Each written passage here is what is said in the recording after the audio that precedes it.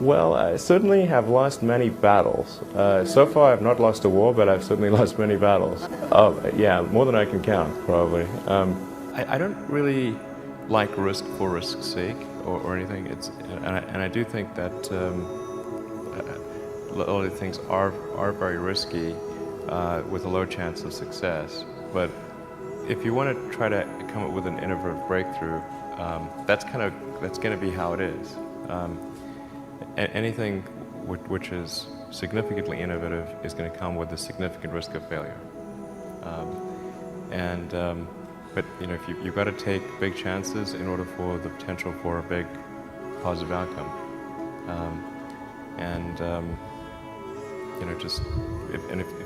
If the outcome is exciting enough, then taking a big risk is worthwhile.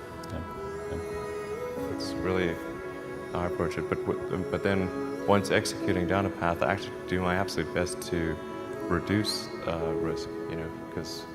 Or to improve another way of saying it, to improve the probability of success, because when you try to do something that is very, very risky, that you have to spend a lot of effort trying to reduce that risk as you embark down that path.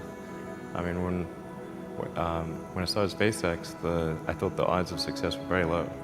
I thought we'd most likely fail, but I thought, well, we should give it a try nonetheless. Certainly there are times when things don't go well, and then that's quite dispiriting for sure. And so then it's difficult to proceed with the same level of enthusiasm.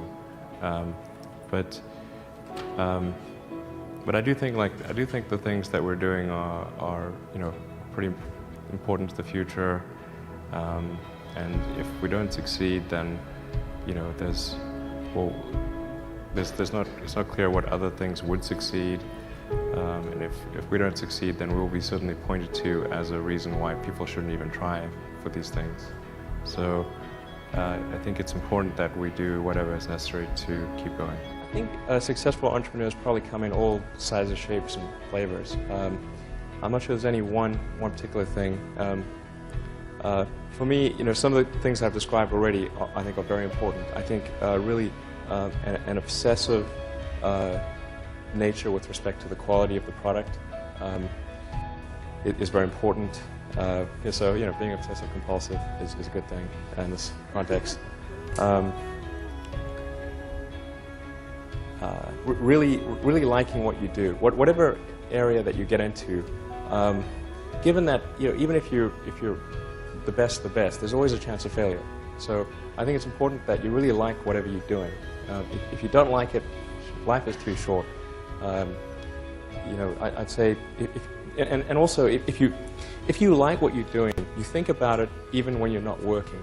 I mean, it's something that your mind is drawn to, and if you don't like it, you just really can't make it work, I think.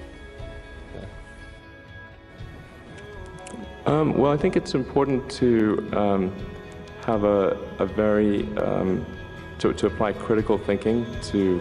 This may sound trite, but to apply critical thinking to what one is doing, and by that I mean just the fundamentals of logic. Do you have the right axioms? Are they relevant, and are you making the right conclusions based on those axioms? That's the essence of critical thinking, and yet it is amazing how often people fail to do that. I think wishful thinking is innate in the human brain. You want things to be the way you wish them to be, and so you tend to filter information that you shouldn't filter. That's the most common flaw that I see. If you want to do something really innovative, you have to apply a sort of first principles analysis. And don't reason by analogy. Analogies are referencing the past. First principles means you look at the most fundamental truths in a particular arena, and the things that really are almost indisputably correct, and you reason up from there to a conclusion. And if you see that conclusion is at odds with what people generally believe, then you have an opportunity. Now, you can't operate like that on all things because it takes too much mental horsepower. So most of your life you have to operate by reasoning by analogy. But if you really want to innovate, you must reason from first principles to identify the problem. The reason I came out to Stanford was actually to work on energy storage technologies for electric cars. That summer of '95, I was looking at the internet, and it seemed to me like the internet was going to have a big effect on humanity. So I thought, well, I can either work on electric vehicle technology and do my PhD at Stanford and watch the internet get built, or I could put my studies on hold and try to be part of the internet. And at first I tried to get a job at Netscape because that was the only internet company, and they didn't respond to me. So then I was like, okay, if I can't get a job at the only internet company, then I better try starting something. But I talked to my professor and I said, look, I'm going to try starting a company. It's probably not going to succeed, and if it doesn't succeed, can I come back? And he said, sure, no problem. And so I put my studies on hold and started the company. I mean, we had many, at Tesla we came many times close to bankruptcy. In fact, at the end of 2008, we were only a few days from bankruptcy. It was literally 2 days, or 3 days maybe.